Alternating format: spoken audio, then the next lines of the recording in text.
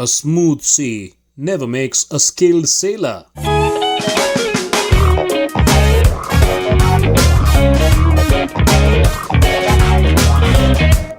Ladies and gentlemen, welcome to the Sailor Talks podcast. My name is Vivek Vinayak, your host, and this is the show which gives you all the inside scoop from the world of sales and marketing. What are the latest trends in the world of sales? What are the tips and tricks used by salesmen in today's times? And how to improve yourself in the world of marketing. And joining us on our show today is Mr. Paul Stevens, an experienced contender from the retail banking sector, who's been a sales representative for the last 25 years. It is so nice to have you, Mr. Paul. How are you doing? It's a pleasure to be here. Thank you, Vivek, for having me on this podcast. So, Paul, tell me, you meet customers on a daily basis. Do you think there's any correlation between marketing and selling? You've been in the retail business, you've done B2B marketing, you've also done direct selling. Does marketing and selling go hand in hand? In retail banking, we'd be selling directly to customers with people we actually meet. And I would say the integration of marketing and selling do go hand in hand, although in retail banking, the people doing the selling would not be doing marketing as well, and those who are marketing would not be selling. We typically rely on more business-wide marketing that you would see on commercials on the internet, and that usually leads people to us. From your experience, Paul, what does a salesman need to do to develop his or her personal selling strategies? How do you armor yourself to be the best salesman possible? I would say to develop your personal selling strategies in retail banking, you wouldn't focus so much more on tactics as you would knowledge. In my experience, it's better to focus on educating yourself more and more on investments, credit lending, etc., as opposed to trying some high-pressure selling tactic or selling this pen or things like that. I find that when people come to you and you present yourself as knowledgeable, the more likely to trust you and the more likely to believe what you're saying and keep coming back to you in the future as well. Because you're so experienced in this field of sales, I'm sure you have tons of things that you'd want to say.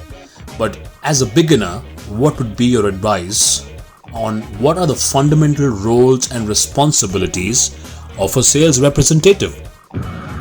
The fundamental role of a sales rep in retail banking, I think, actually has two components to it.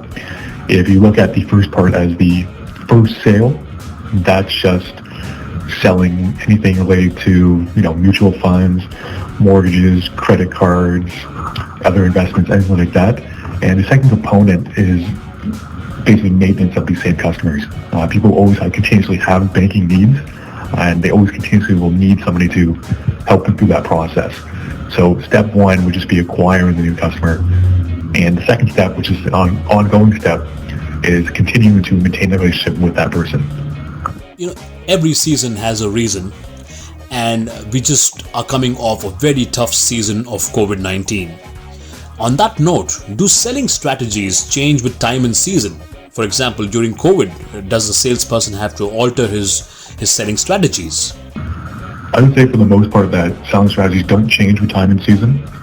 There is a brief period where we call it RRSP season, where people are doing the contributions, but that doesn't actually change much.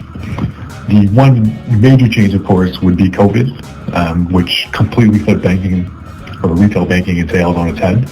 For example, depending on where you were, your branch actually might completely shut down, so you're doing all virtual meetings, or if your branch is open, you were doing meetings with masks on.